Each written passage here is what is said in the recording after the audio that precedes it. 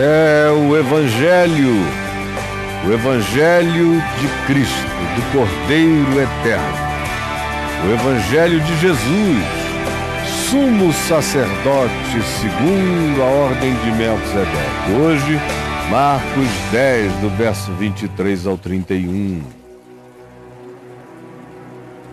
Então, Jesus, olhando ao redor, disse aos seus discípulos: quão dificilmente entrarão no reino de Deus os que têm riquezas.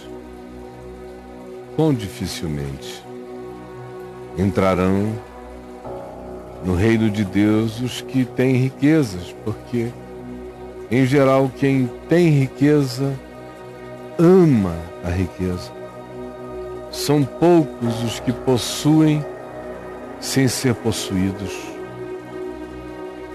Os discípulos estranharam estas palavras de Jesus. Mas Jesus insistiu, porque a primeira reação é não querer ouvir isto. Todo mundo quer ser rico. É o sonho de todo pobre é ser rico. O sonho de todos na classe média é crescerem, ascenderem, se possível se tornarem ricos. E o sonho dos ricos é ficarem mais ricos e se protegerem de tal forma que não percam nenhum dos seus tesouros. Só os cresçam, mas não os subtraiam. De modo que os discípulos, ao ouvirem Jesus dizer quão dificilmente entrarão no reino de Deus os que têm riquezas, estranharam essa palavra. Porque ninguém quer, ninguém gosta, todo mundo está esperando alguém que diz que o melhor valor no reino de Deus é riqueza, é dinheiro, que um dos sinais do reino de Deus, da sua presença na vida das pessoas, é prosperidade material e riqueza. Era isso que se ensinava, foi sempre isso que se ensinou desde que o mundo é mundo. Riqueza é sinal de conluio com os deuses. Não existe o Deus do miserável. Existe o Deus do forte, do rico, do próspero, do vencedor, do que fica com a espada na mão enquanto todos estão degolados. Este é o Deus que venceu.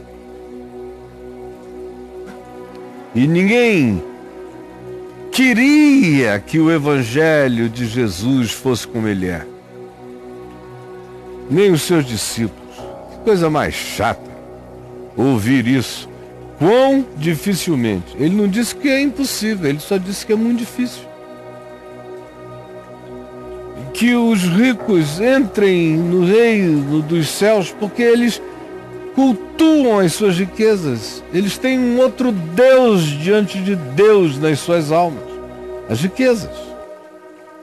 E os discípulos então estranharam, porque eles preferiam ser não idólatras, dizendo que não adoravam ídolos de barro, de pedra, de pau, de madeira ou até de ouro, em algum nicho, em algum templo de pedras bem ornamentadas, em homenagem a um deusinho feito artesanalmente para simbolizar as superstições daquelas crenças. Até isso para eles era mais tolerável do que ouvirem que a mais essencial idolatria no âmbito material é aquela que se vincula às riquezas, porque entrona um Deus supremo em poder, em ambição e em desejo no trono do coração da maioria dos homens. Por isso ninguém quer ouvir esta palavra. É de Jesus, mas ninguém quer. Até os discípulos, Pedro, Tiago, João, André, aquela moçada inteira ali, estranharam estas palavras. Mas Jesus insistiu em dizer-lhes: filhos, quão difícil é para os que confiam, botam a sua segurança nas riquezas.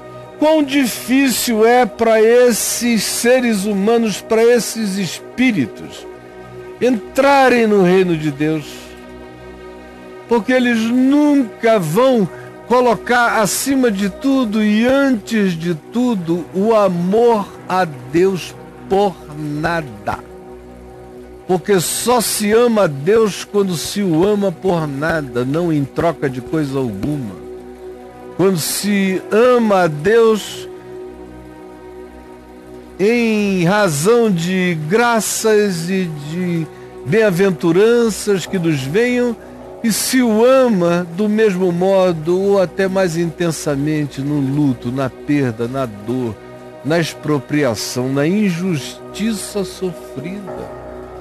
Quando Jesus disse, então, erguei as vossas cabeças e exultai, porque vocês são filhos do reino de Deus, porque vosso é o reino dos céus. Jesus insistiu, fez com que os discípulos agonizassem.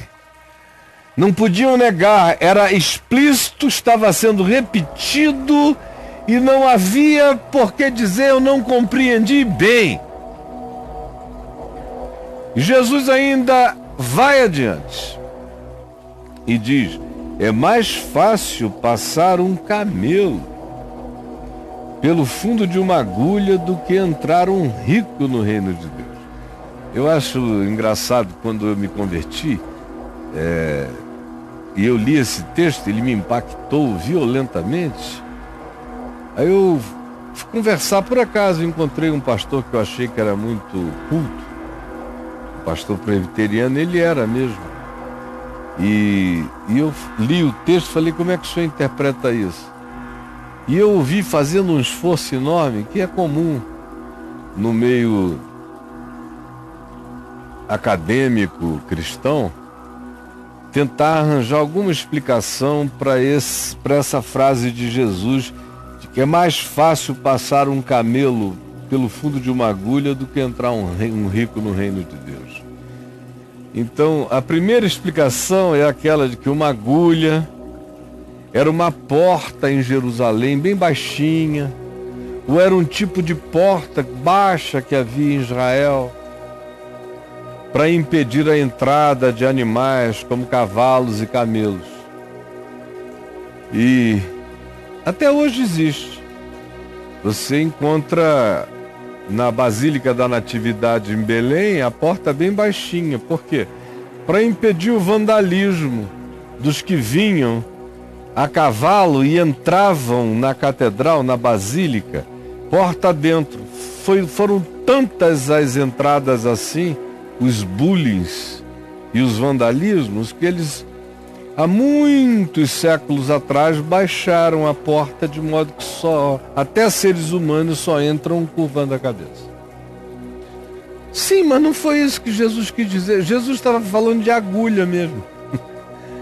A agulha lá nos dias dele não era fininha como a nossa, era um agulhão com um rombo, porque as linhas não eram tão finas, eram mini cordas. O cirzi não tinha a delicadeza que a gente tem do século XII, século XIII, da nossa era para cá, crescendo cada vez mais. No passado, as agulhas eram enormes e o buraco da agulha, comparado com o nosso, era um rombo. O que Jesus está dizendo é só isso mesmo, é mais fácil. O que já é um ridículo, o que Jesus está dizendo é impossível. Seria mais fácil ele se esgueirar, um camelo, passar pelo fundo da agulha, pelo buraco da agulha, ou pelo que você queira, por qualquer tarefa impossível. O que Jesus está dizendo é mais fácil certos impossíveis como um camelo. Ele está usando de uma hipérbole, de uma caricatura, de um exagero, para ver se criava uma charge. O cara vendo o camelo tentando passar pelo fundo da agulha. Jesus disse: é mais fácil. É mais fácil do que alguém que ame as riquezas e as ambicione com avidez. Se as tiver, assim as queira e as proteja e as adore. Se não as tiver, assim as almeje, assim as ambicione. Jesus disse: é mais fácil o absurdo do que entrar. Alguém assim, com confiança nessa divindade de poder que são as riquezas, que é Mamon, do que um camelo cometeu o absurdo de atravessar o inatravessável, de realizar o irrealizável. O que Jesus está acentuando é a impossibilidade praticamente total. E esses casos de exceção dos que entram, ele vai explicar por que entram. Jesus, porém, fitando neles o olhar, disse: olha aqui para vocês, para os homens é impossível. Não adianta tentar, porque não vai entrar. Se for justiça própria, mesmo que você use o dinheiro todo para fazer todos os sacrifícios e ofertas, mas o seu coração fizer os sacrifícios e ofertas porque você ama tanto dinheiro que não quer perdê-lo, é impossível. Você já morreu na motivação. Aos homens é impossível. Contudo, não para Deus. Porque para Deus tudo é possível. O que Jesus está dizendo é: fiquem tendo a certeza de que, por conta própria, nenhuma riqueza melhora ninguém para a vida eterna. E se o homem confiar nas riquezas, mesmo que seja dizendo: com as minhas riquezas eu comprarei acesso a Deus, com as minhas riquezas eu agradarei a Deus, com as minhas riquezas eu comoverei a Deus, com as minhas riquezas Deus se impressionará comigo. Jesus está dizendo: não, não entra. Se impressiona com um camelo, com qualquer outra coisa, contigo não. Se essa for a sua confiança, se essa for a sua nós é a da chamada teologia da prosperidade, que é uma doutrina de Satanás enganando a mente dos que se dizem de Jesus, mas vivem contra o espírito do Evangelho. Portanto, Jesus lhes disse: para os homens é impossível, para o rico, para o pobre, para qualquer um. Ninguém entra no reino de Deus por conta própria. O rico dificulta muito mais para si o processo, porque na sua arrogância de poder, muitas vezes só as dores mais agudas o farão compreender. O pobre muitas vezes já chega convencido pela dor da sua própria condição e da sua própria miséria. Mas para ambos é impossível entrar. Todos entram porque todos pecaram e todos igualmente carecem da glória de Deus. Todos entram por causa dessa graça inexplicável, por causa da ação de Deus realizando o impossível, que é fazer essa criatura humana cheia de ambições perversas, de ódios, de caprichos, de egocentrismo, de indiferença, ou de hostilidade, ou de preconceito, ou de mentira, ou de hipocrisia, ou de traição, ou de infidelidade, ou de engano, não importando qual seja a magnitude ou minimalismo, a concretude ou a subjetividade, nenhum de nós em nenhum lugar entra no reino de Deus. Para os homens é impossível. Para certos homens, mais difícil ainda, porque eles ficam vestidos pela couraça da arrogância e da presunção, especialmente aqueles que confiam na sua riqueza, no seu poder terreno. Contudo, não para Deus, porque para Deus tudo é possível. E a gente não sabe o que Ele está fazendo no coração do homem.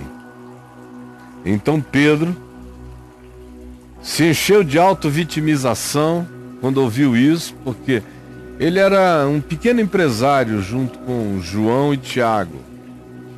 E o pai de Tiago e João, Zebedeu.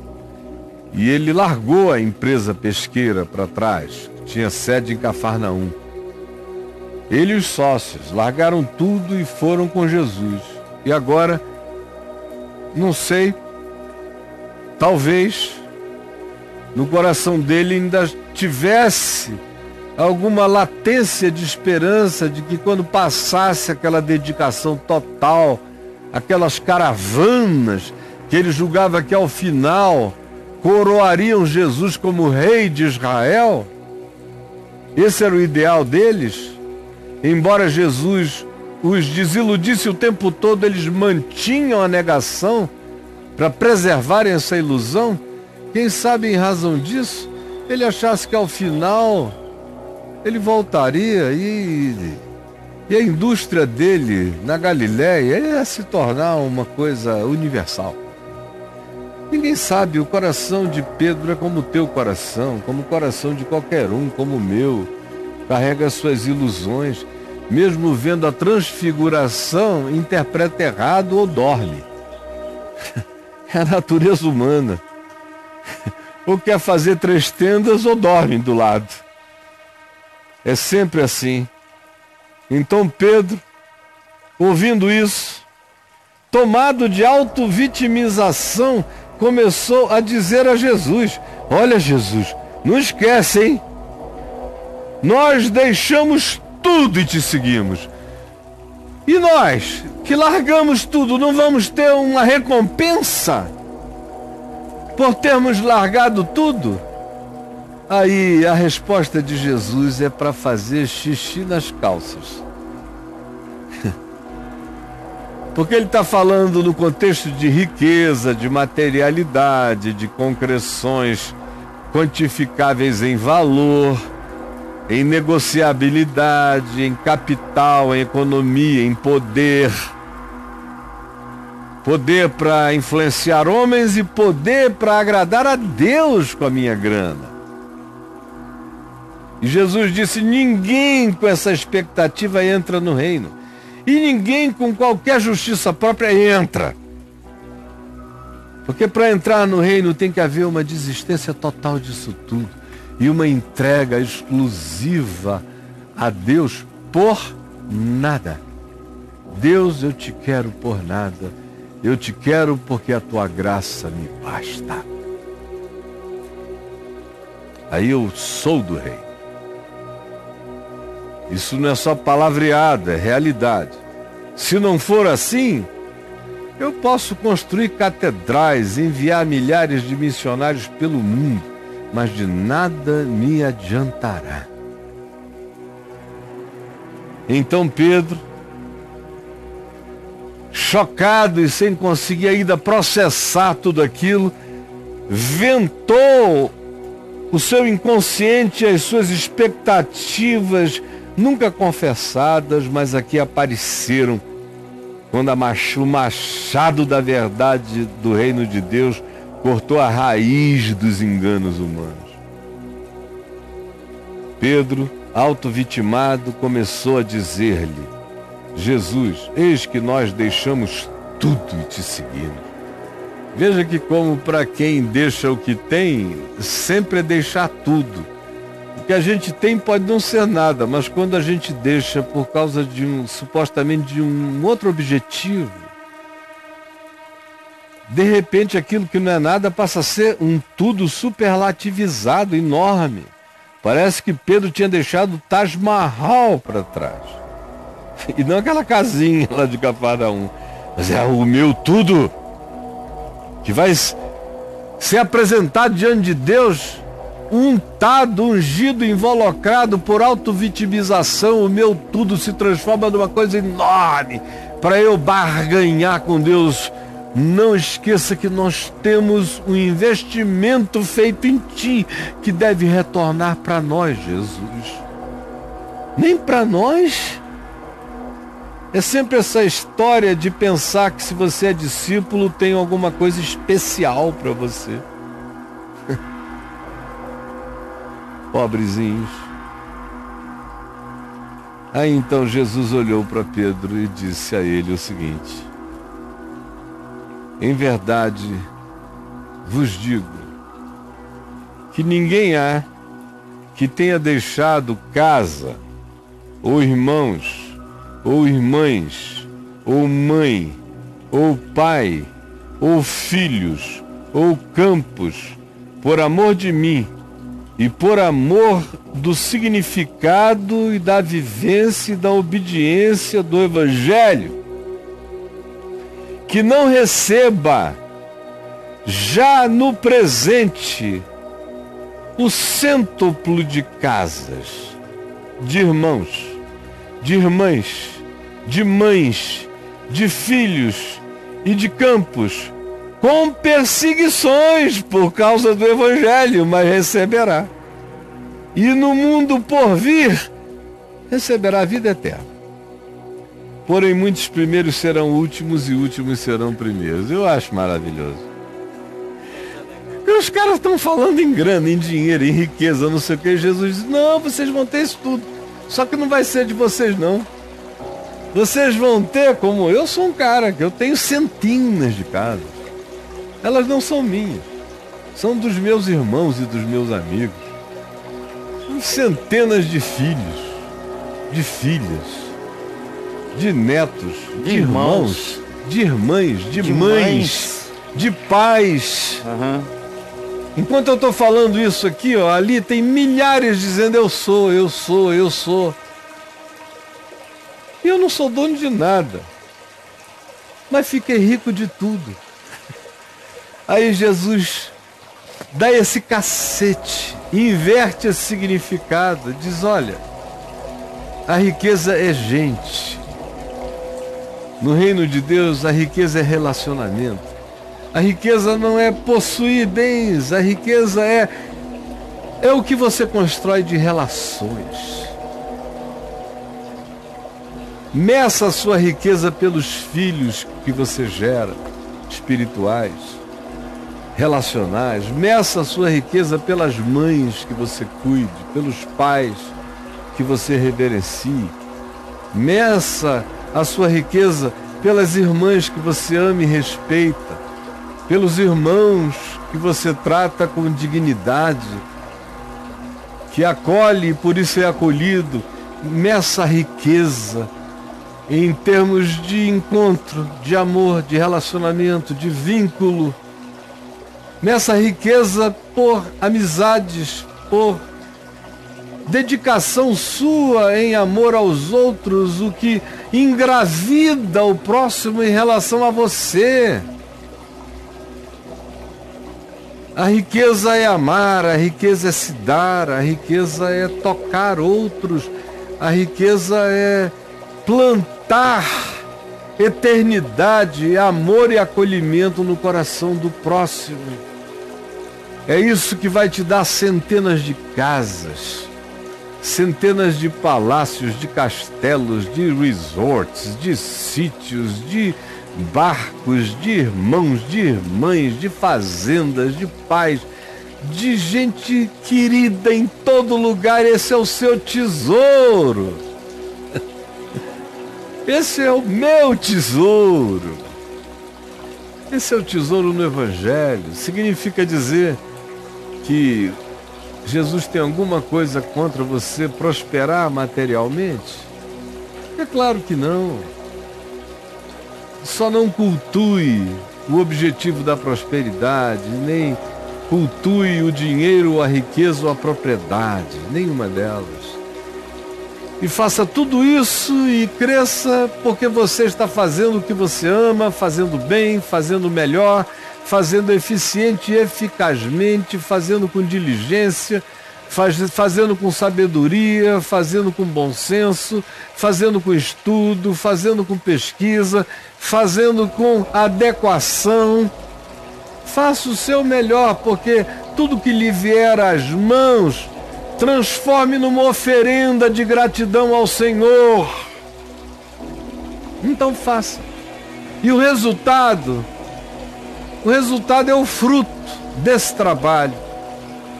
Mantenha o que seja necessário para que o processo continue e faça como Eclesiastes 11 nos ensine. Distribua com 1, com 2, com 3. Invista naquilo que pode melhorar a vida, melhorar o mundo, melhorar a consciência, melhorar a percepção das pessoas. E invista em gente. E você será rico nesta vida. E será herdeiro do reino dos céus. O que é maravilhoso é que quem tem dinheiro pode usar esse dinheiro para fazer esses centenas e milhares de benefícios acontecerem. E quem não tem, do mesmo modo. Quem tem que dar de si e tem que ajudar com o que possui. O que não tem, entrega-se a si mesmo, como riqueza e como investimento, para melhorar o mundo. E o mundo só melhora quando eu me dou em amor ao próximo que eu alcanço. Isso acontece porque eu já sou habitado pelo reino de Deus. Eu não vou entrar no reino. O reino entrou em mim. Senhor, faz essa palavra compreendida, crida e praticada, em nome de Jesus. Amém.